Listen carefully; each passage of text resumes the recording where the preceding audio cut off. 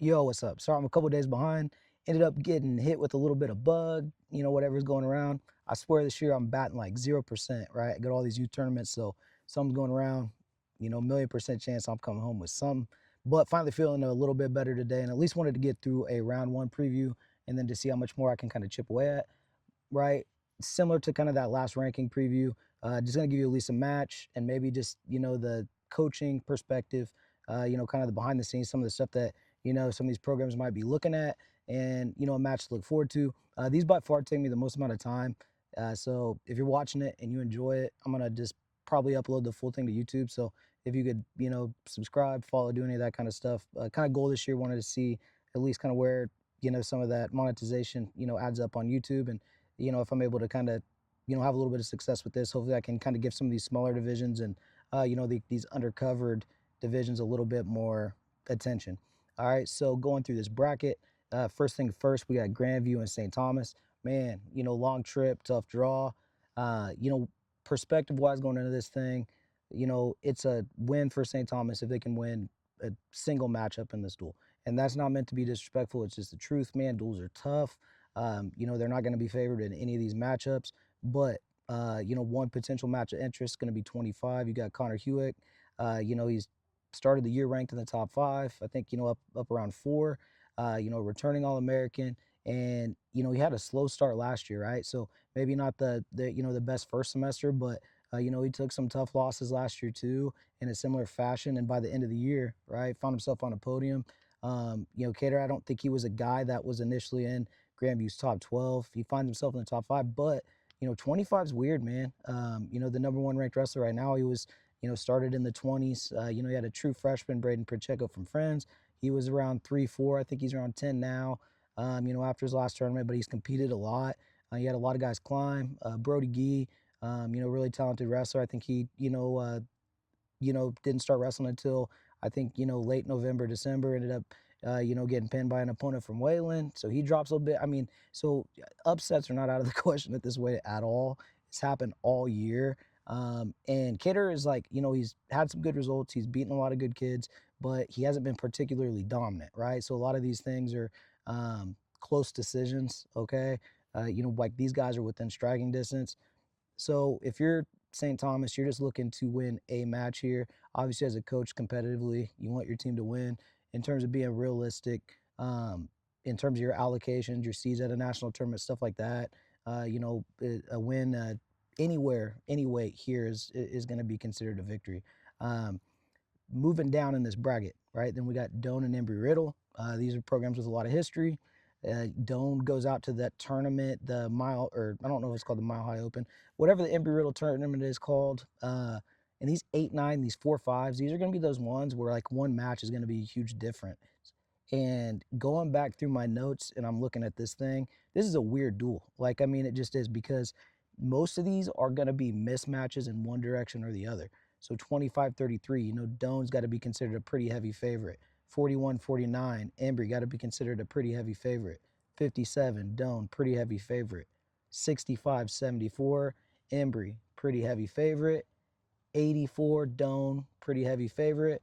And then 97, right? This is a toss-up match, could potentially decide the duel. It was a 4-1 match earlier in the year. And then 285, you have Embry, who was a pretty heavy favorite. So this is going to really come down to bonus points, who can get it done. You talk about it a lot as a team. Man, go lose by, you're not trying to lose, but you need to compete every stinking second, right? Go get that last takedown. Let's make sure that, we get within 7. Let's make sure that we aren't giving up, free points. Let's get off our stinking back. So this is going to be kind of one of those duels, in my opinion. On paper, if that 97 result holds, I have a 6-4 Embry. Embry had a really, really good national dual tournament last year. I mean, they're really close to upsetting life. They had to move some things around. My guy JD bumped up, had a big win, all that good stuff. But they competed really hard. And they also had kind of a tune-up duel, I think, against, I want to say Arizona Christian, so another quality opponent, a team that's in this field, and so that'll help, because that is something I'm going to bring up as a factor going into our next duel, which is Campbellsville and the University of the Cumberlands. From a coaching side, you're like, man, okay, we're spending a lot of money. This kind of sucks. We're wrestling somebody in our conference, right? Because we have to duel them anyways. We're going to wrestle them at conference, nationals, yada, yada, yada, so on and so forth. But it makes it really interesting because it's that 4-5 matchup where, and man, guys, these rankings, I mean, you'll get guys that are 10-11 or, 4-6. Like, I mean, these guys are really sticking close to each other.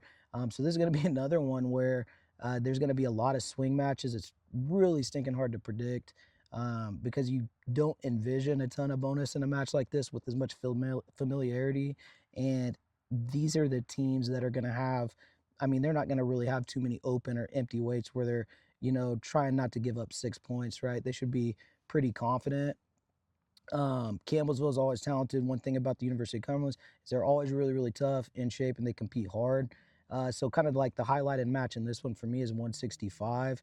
You have number 4 versus number 10. But 65, I mean, he's a dog, right? He's really, really talented, really, really popular on, the socials, but he's a big sucker, right? Like um, and there's guys like that. Maybe he's not pulling a lot of weight. To me, he looks really, really big for 165 pounder.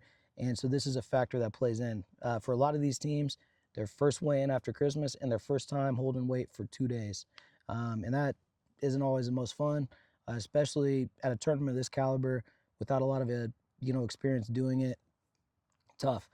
So I mean, that's one guy that you'd circle and be like, okay, hey, maybe upset alert or at least a match to watch. I don't even, know where to begin to predict this duel, but good luck to both teams. Okay. So then we're going down to the 4 seed. You have out Southeastern Arizona Christian.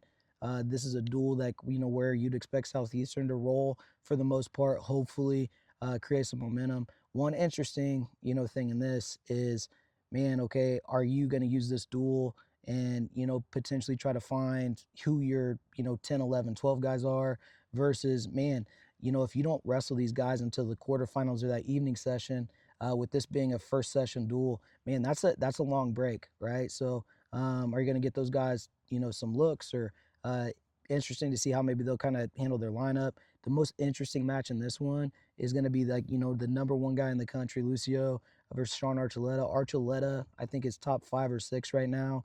He's a returning All-American. He's 4th place as a true freshman, and so really a lot of interesting matches. I think 41 could have another top 10 matchups, things like that. So assuming they wrestle their starters, it could be really, really fun through those first couple of weights before Southeastern, ultimately I see kind of taking over. Got a little bit too much depth. They're a trophy team. They're going to be right in the mix. Good chance to kind of see where they're at with some of these other, the best teams in the country, and a lot of fun matchups for them in this tournament. Going down to Life Corbin, interesting to see Life as a 3 seed. You typically gotten a Grandview 1, Life 2, kind of inevitable finals matchup feeling. But this is kind of nice, man. I like the parity. I think maybe I can toss a graphic up here or throw it in the comments. But the top 5, the point system, the way that this NAIA point system works, the parity between where the top 5 is this year compared to what it was last year. I mean, it wasn't even close, right? We're talking, I think maybe 60, 70 points with having it right in front of me. Like to right now, you're a guy or 2 away. Not saying the rankings are most accurate. A lot of those things could change, but and this weekend will, be very influential, of course, on those things. But I like it, right? And the one reason I do like it is you don't have teams so far in front that they can play so many games with their roster, because unfortunately that is a big setback on in NAI wrestling right now. It's kind of disservice to come to this tournament and not wrestle your guys.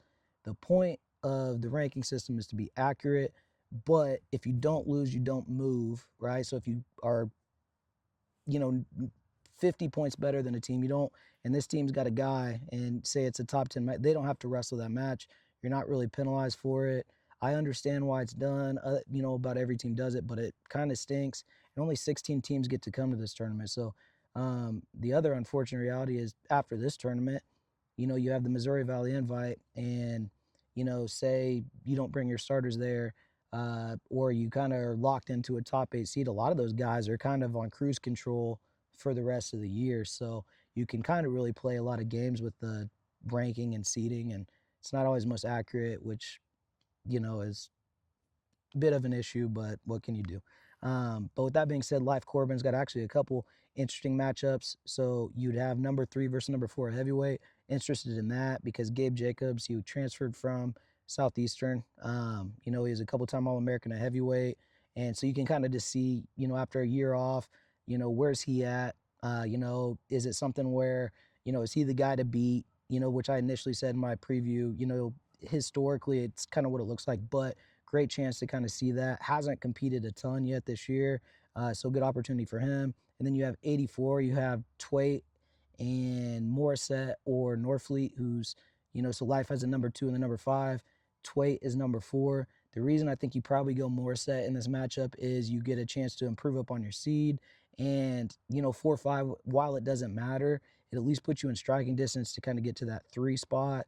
And it, or not, excuse me, not that 3 spot, kind of get you up in the rankings, right? The big part is you don't really want to be on the same side as your teammate, which right now, unless they hit a matchup with Doan, and the way that this bracket is, doesn't look super likely, but potentially, maybe it's a matchup there, right? You're able to kind of improve up on your seed with that matchup. Sorry, I got a little wordy there. I'm looking at my notes. But yeah, so Twait versus Morissette, 4-5, interesting match. Kind of save Norfleet, who's been crushing everybody. Keep him, for that OCU duel because you're gonna need some bonus points, or OCU or Central Methodist.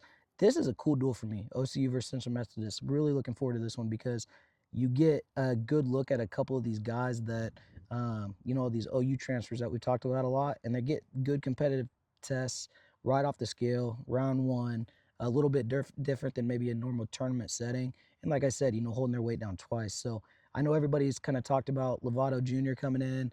He gets a look at the number 1 wrestler in the country. You find out pretty quickly where Lovato is at.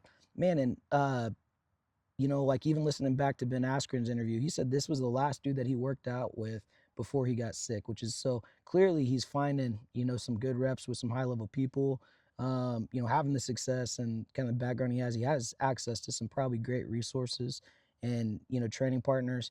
I haven't dug into his film a ton yet, but it's interesting. And Foy's not like a typical heavyweight dude. He'll like send it, over under guy. He'll, throw you, a big move dude. Really, really fun to watch. With that being said, in terms of big, strong dude, he's going to have his chances, right? They're going to get in some interesting positions. So actually kind of excited to see this one.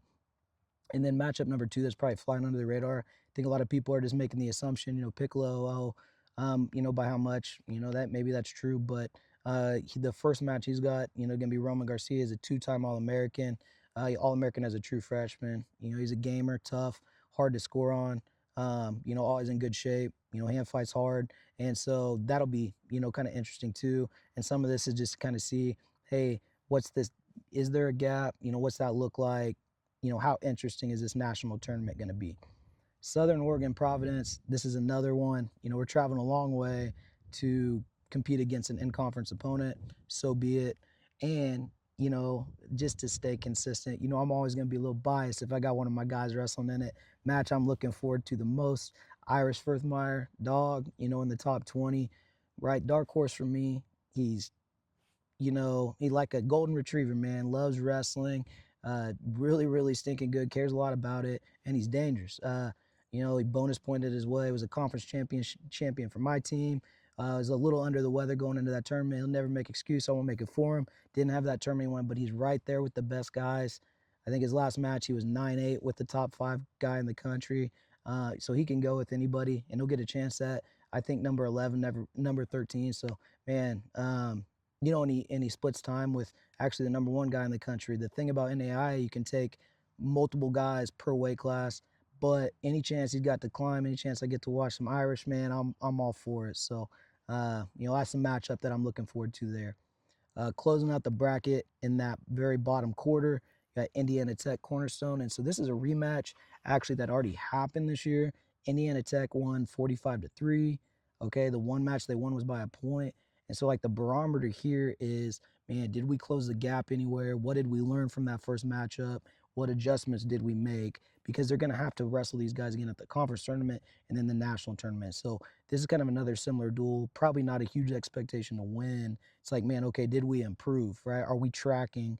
Are we going to be able to, clip some of these guys when it really, really matters. And so if you're Cornerstone, man, you might not even hate this matchup from the standpoint of like, when you're the better wrestler and you're the one chasing them down, it benefits the other guy, right? Because they can kind of get another feel for you. They can get more opportunity to figure it out.